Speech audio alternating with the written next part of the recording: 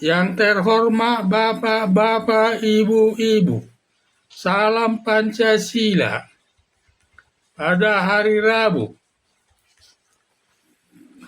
tanggal 11 Desember tahun 2024, saya akan mengomentari aset Jokowi di PT Duta Parma disita Kejaksaan Agung diduga hasil korupsi. Dalam informasi di YouTube menyatakan aset Jokowi di PT Duta Palma disita Kejaksaan Agung Republik Indonesia. Kalau benar informasi tersebut bahwa Joko Widodo perilakunya tidak baik. Selama ini terkenal baik namanya dalam pembangunan segala bidang, terlebih pembangunan jalan tol baik di Jawa maupun di luar Jawa, terlebih di daerah Sumatera dan Sulawesi banyak ditemukan hasil pembangunannya, dan selama ini masyarakat percaya kepada mantan Presiden Joko Widodo bersih dari perbuatan korupsi dan dekat dengan rakyat. Semua pembangunan yang dilakukan mantan Presiden Joko Widodo hampir tidak ada tanda-tanda melakukan perbuatan korupsi, baik dilihat dari rumah pribadinya maupun kekayaan yang dimilikinya. Tidak ada yang menonjol, apalagi melihat penampilannya cukup sederhana dalam menggunakan pakaian hanya buatan dalam negeri, termasuk sepatu yang digunakan buatan Indonesia. Demikian pakaian baju dan celana harganya yang biasa-biasa saja. Hanya di luar dugaan, ternyata mantan Presiden Joko Widodo perilakunya suka melakukan perbuatan korupsi yang diduga dilakukan dengan cara semua proyek pembangunan diberikan kepada pengusaha swasta, selanjutnya 10% dari nilai proyek diberikan kepada Presiden Joko Widodo, tetapi tidak mau menerima uangnya. Langsung nilai jasa 10% tersebut berupa aset sangat besar langsung dimasukkan ke PT Duta Parma. Dari hasil informasi diketahui lewat penyidiknya telah menyita aset mantan Presiden Joko Widodo yang diduga dari hasil perbuatan korupsi karena mendapat jasa dari suatu proyek besar sebesar 10% merupakan perbuatan korupsi yang merugikan keuangan negara yang melanggar pasal 2 Undang-Undang Nomor 19 Tahun 2019 tentang pemberantasan tindak pidana korupsi. Ancaman hukumannya meliputi hukuman mati, hukuman seumur hidup, dan hukuman badan maksimal 20 tahun. Hanya saja berat dan ringannya hukuman pelaku korupsi tergantung pertimbangan hakim. Bila pertimbangan hakim banyak alasan yang memberatkan, maka hakim dapat menjatuhkan hukuman seumur hidup.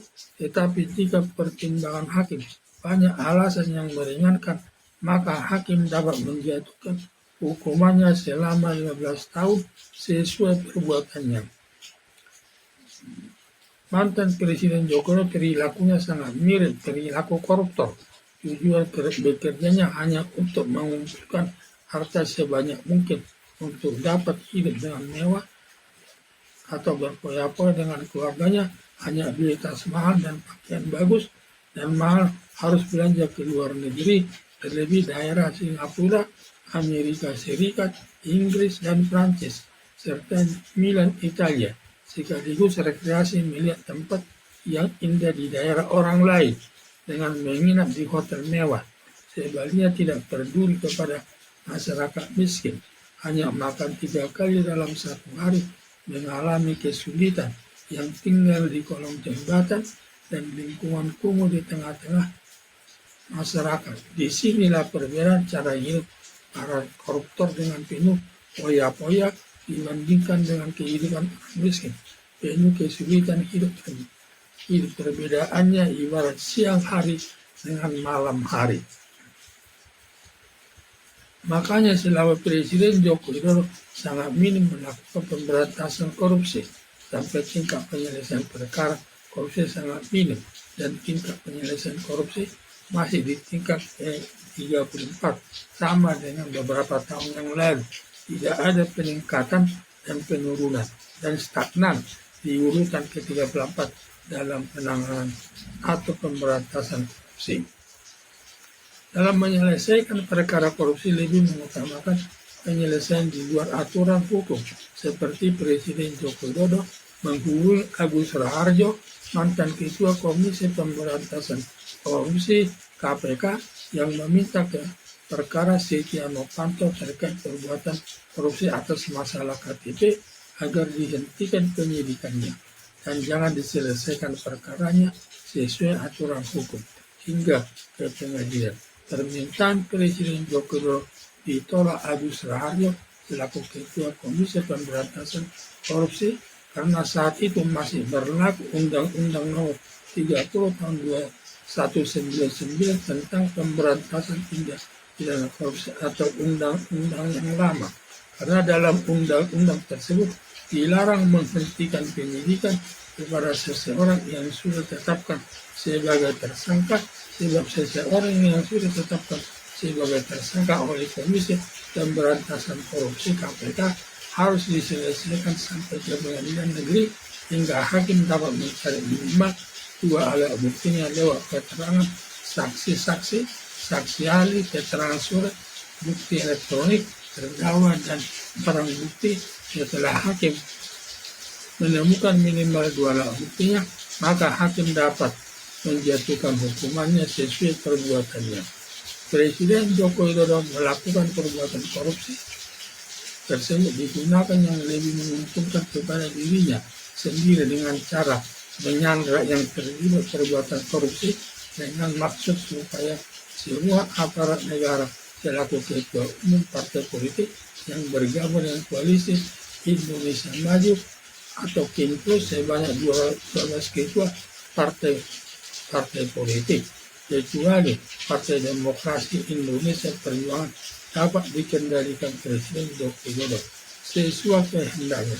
Bila tidak memenuhi petunjuknya oleh aparat negara akan dibisikkan kepada aparat penegak hukum, terlebih kepada jajaran kepolisian atau Kejaksaan Agung atau kepada Komisi Pemberantasan Korupsi agar perkara korupsinya ditangani sesuai aturan hukum yang berlaku, sehingga semua ketua umum partai politik yang tersangkut perbuatan korupsi menyandranya agar mendukung koalisi Indonesia Maju atau KINPLUS untuk memenangkan calon Presiden Prabowo Subianto bersama calon Wakil Presiden Gibran Rakabuming dengan menyandra semua pimpinan ketua umum partai politik, yaitu Prabowo Subianto selaku ketua umum Partai Gerindra yang tersangkut perbuatan korupsi atas pembelian pesawat perang bekas merek 2.000 dengan harga yang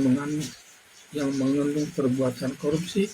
Demikian juga proyek pangan di Kalimantan Timur dengan anggaran lebih 100 miliar. Proyeknya gagal tetapi anggarannya habis, merupakan perbuatan korupsi. Erlangga Hartarto selaku ketua umum Partai Golkar merangkap Menteri Perekonomian pernah diperiksa Kejaksaan Agung atas hilangnya minyak goreng dari pasaran dan sampai sekarang Kejaksaan Agung tidak menyelesaikan perkaranya. Zulkifli Hasan selaku ketua umum Partai Amanat Nasional melakukan ekspor minyak goreng diduga mengandung perbuatan korupsi, tetapi aparat penegak hukum tidak menindaknya atau membiarkannya saja. Agus Harimurti Yudhoyono selaku ketua umum Partai Demokrat terlibat menerima sejumlah uang dari seorang bupati di Kalimantan Timur, tetapi tidak diproses perkaranya. Yusril Iza Mahendra selaku ketua umum Partai Bulan Bintang tidak menjawab Menteri Kehakiman pernah terlibat perbuatan korupsi, tetapi tidak diproses perkaranya. Suryo Paloh selaku ketua umum Partai Nasdem menerima uang setiap bulan 500 juta dari Johnny Gerard Plate dari uang korupsi 8 triliun atas proyek 4G, tetapi tidak ditindak. Muhaimin Iskandar selaku ketua umum Partai Kebangkitan Bangsa pernah diperiksa Kejaksaan Agung, tetapi sampai sekarang tidak dilakukan pemeriksaannya atas perbuatan korupsi yang dilakukan ketika menjabat Menteri Tenaga Kerja dan Transmigrasi selaku bawahan Presiden Susilo Bambang Yudhoyono. Harapan penulis, harapan saya agar Kejaksaan Agung terkait penyitaan aset mantan Presiden Joko Widodo dari PT Duta Parma ditetapkan sebagai tersangka dan segera dilimpahkan ke pengadilan bila sudah menemukan minimal 2 alat buktinya agar hakim menjatuhkan hukuman sesuai perbuatannya. Sekian dan terima kasih.